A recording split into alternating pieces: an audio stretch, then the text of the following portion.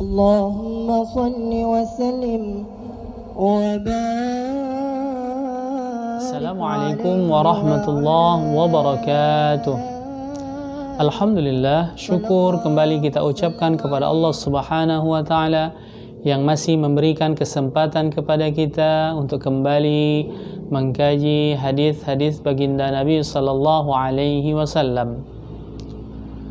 Hari ini kita bahas hadis yang ke-33 dari buku 40 hadis dari 40 kitab dalam Ihya Ulumuddin.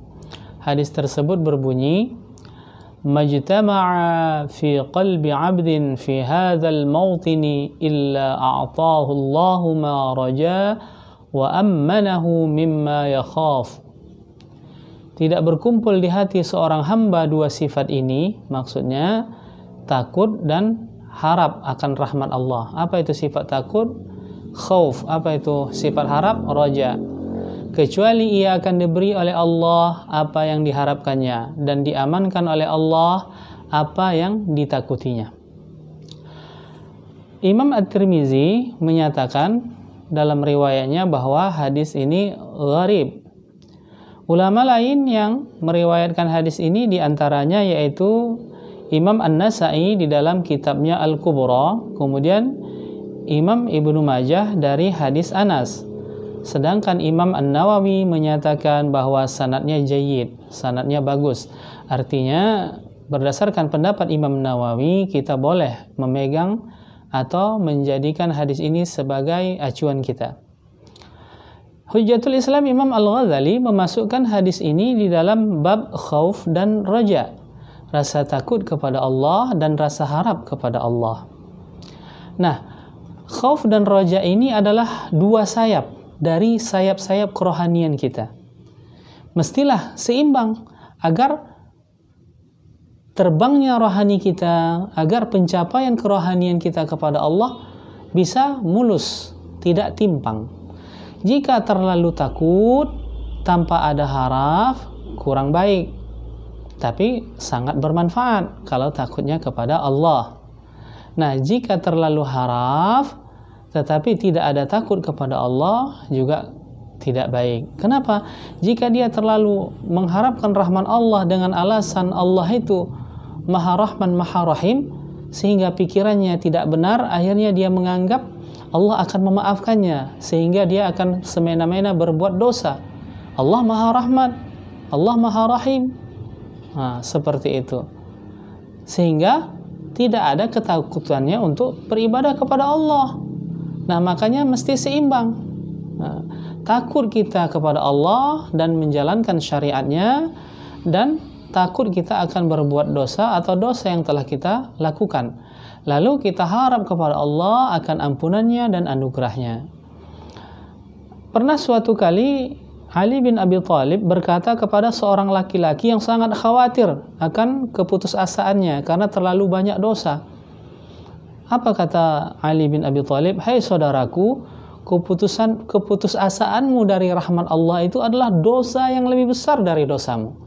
Artinya, walaupun kita banyak sekali memiliki dosa, tapi jangan pernah putus harap, karena ada raja, ada harap kepada Allah.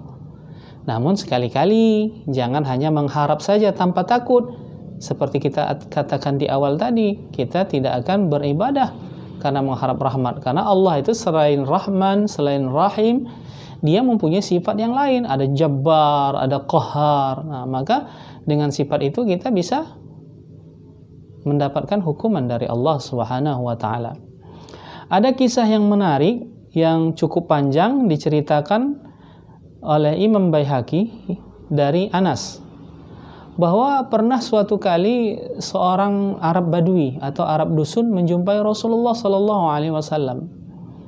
Dia menyatakan, "Ya Rasulullah, seandainya seorang melakukan maksiat kemudian bertobat, apakah Allah ampuni?" "Iya, diampuni." "Kemudian dia maksiat lagi ya Rasulullah. Kemudian dia bertobat lagi, apakah diampuni?" "Diampuni." "Kemudian dia bermaksiat lagi ya Rasulullah. Kemudian dia bertobat, apakah diampuni?" "Diampuni." Sampai berulang-ulang sahabat yang dari dusun itu, yang dari Arab Badui itu menanyakan, dan Rasul mengatakan, Allah tidak pernah lelah untuk mengampuni. Hanya saja terkadang hambanya yang lelah untuk minta ampun. Nah, kemudian sahabat yang dari dusun, sahabat Badui tadi menyatakan, ya Rasulullah, seandainya beribadah hanya yang wajib saja, salat, puasa, zakat, bahkan tidak menunaikan ibadah haji karena tidak mampu, kemudian tidak melakukan yang sunnah-sunnah, apakah bisa memperoleh surga? Nah, kata Rasulullah, bisa, asalkan kamu jaga lidahmu dari menyakiti tetanggamu dan orang lain, orang mukmin, dan kamu jaga hatimu dari sifat dengki. Nah, seperti itu. Kemudian dia tersenyum. Nah, lalu baginda Nabi menanyakan, kenapa kau tersenyum? Alangkah baiknya Allah, alangkah maha kasihnya Allah. Itu diantara ringkasnya, padahal kisah ini sangat panjang. Nah, artinya Allah itu sangat pemurah, sangat baik memaafkan dosa kita. Jangan sempat kita putus asa. Ada roja, namun kita jangan kebablasan sehingga tidak takut kepada Allah, hanya mengharapkan rahmat Allah saja. Mestilah dua-duanya seimbang sehingga pencapaian tingkat kerohanian kita baik di sisi Allah. Karena khauf dan roja merupakan dua sayap dari sayap-sayap kerohanian kita. Nah, takut itu juga diawali dengan ilmu. Biasanya orang yang tidak takut kepada Allah itu karena tidak ada ilmu. Makanya orang yang sangat takut kepada Allah adalah orang yang paling banyak memiliki ilmu. Siapa itu? Al-ulama. Oleh karena itu Allah sebutkan di dalam surah Al-Fatir, innama yakhshallah min ibadihil ulama. Sesungguhnya hanya ulama lah orang yang takut kepada Allah. Nah, seperti itu. Dan dengan takut itu akan memunculkan wara dan taqwa menurut Imam Al-Ghazali. Jadi yang pertama ilmu melahirkan khauf, takut.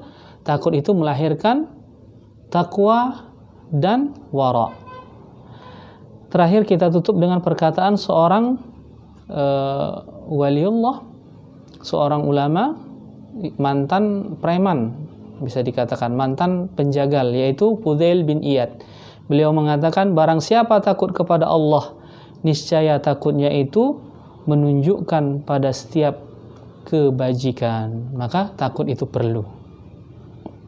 Mungkin demikian yang dapat kita sampaikan. Semoga bermanfaat dan kita dapat memaksimalkan dua sayap kerohanian kita, khauf dan roja ini, untuk mencapai cintanya Allah. Billahi taufiq wal hidayah. Wassalamualaikum warahmatullahi wabarakatuh.